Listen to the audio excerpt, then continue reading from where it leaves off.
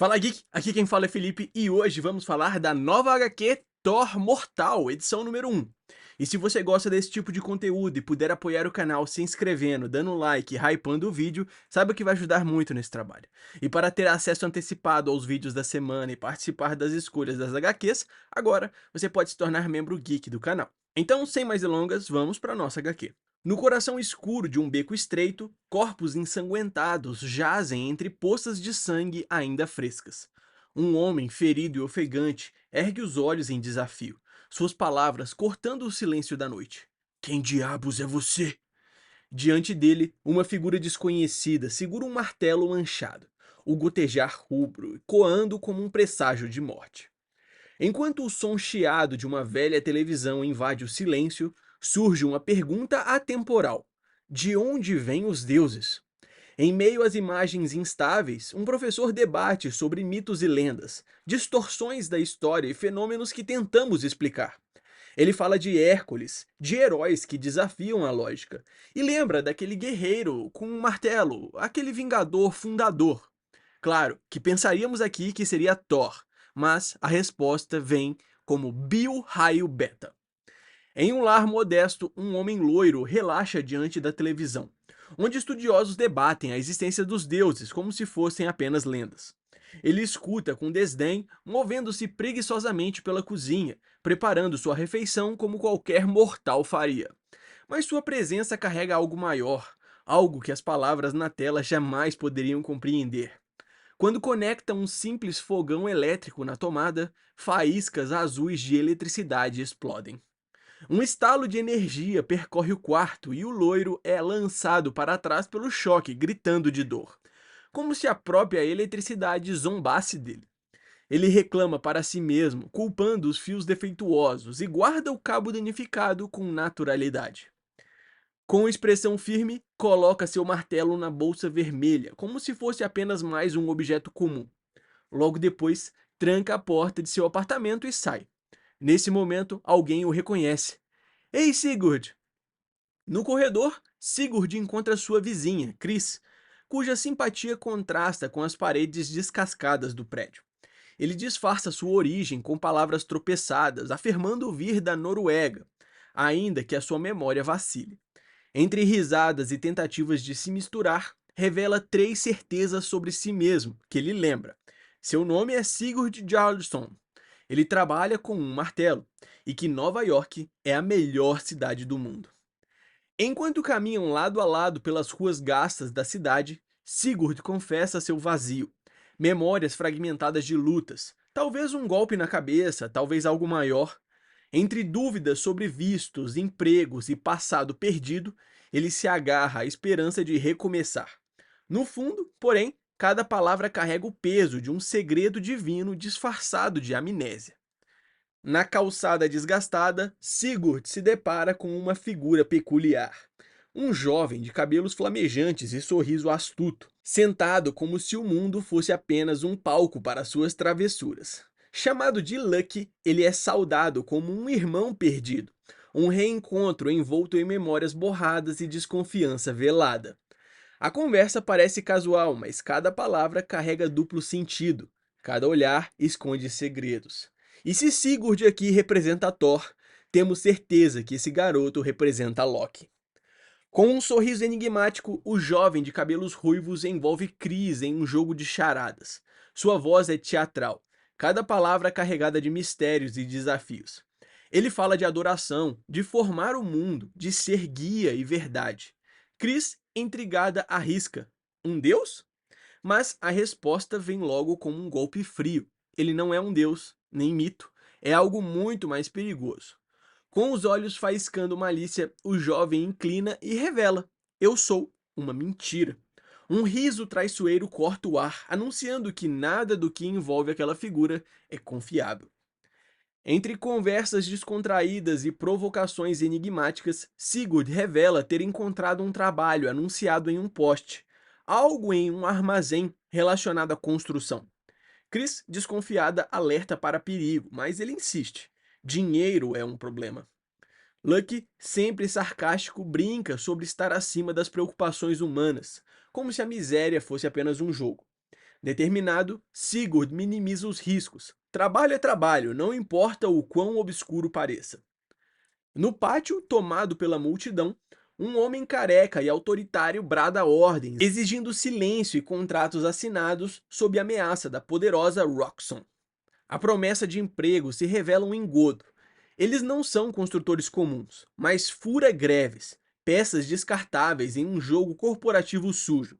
A tensão cresce quando palavras como piquete de greve e substitua os trabalhadores ecoam no ar, revelando o verdadeiro risco daquela escolha.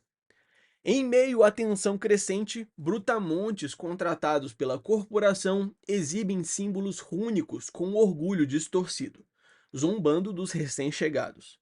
Um deles ostenta no braço a marca de Thor, proclamando em voz alta o deus da tempestade como justificativa para sua brutalidade. Sigurd reconhece o símbolo, mas o uso profano desperta em seus olhos uma fúria silenciosa. O falso respeito à sua herança ecoa como um insulto, e a dúvida se torna inevitável. Por que os trabalhadores estão realmente de greve? Com firmeza nos olhos e voz inabalável, Sigurd recusa o trabalho sujo oferecido pela corporação. O chefe tenta convencê-lo, falando de orgulho e comparando grevistas a fracos, mas suas palavras soam ocas diante da convicção do rapaz loiro. Não causarei mal a um estranho por ganho próprio, ele declara, como um juiz diante da injustiça. E a sua pergunta ecoa como um trovão. É fraco desejar dignidade, segurança, trabalho justo? Naquele instante, não era apenas um homem comum recusando uma oferta. Era a essência de um Deus, lembrando ao mundo o verdadeiro significado da honra. Expulso com insultos e ameaças, Sigurd deixa o local de cabeça erguida, recusando-se a se vender por migalhas manchadas de injustiça. Seu gesto desperta murmúrios entre outros trabalhadores, que começam a questionar se tudo aquilo é sequer legal. A semente da dúvida germina e alguns também se afastam, desafiando o controle da corporação. Nos bastidores, porém, a fúria cresce. Ordens veladas são dadas, promessas de silenciar de vez o sueco Boca Grande no futuro. Caminhando solitário por um beco no meio da tempestade, Sigurd é interrompido por vozes carregadas de ameaça. Dois brutamontes bloqueiam sua passagem, cuspindo insultos e alertas disfarçados. Atalhos como aquele podem ser mortais. O ar pesa, o perigo é palpável e a promessa de violência paira como uma faca prestes a cortar. Mas então o céu responde. Relâmpagos irrompem entre os arranha-céus, um rugido ancestral que ecoa sobre a cidade. Os brutamontes cercam Sigurd, acusando-o de ter ofendido os deuses e brandindo facas como se fossem instrumentos de julgamento divino. Um deles proclama que Thor está furioso, usando a tempestade como justificativa para o sangue que ele deseja derramar. Preso por correntes de aço, Sigurd tenta dialogar, mas ele é silenciado à força. A lâmina brilha sob a chuva e a corrente aperta o seu pescoço. O trovão explode no céu como resposta, rugindo contra a violência iminente. Os agressores riem, convencidos de que a tempestade os legitima, proclamando que Thor fala por eles.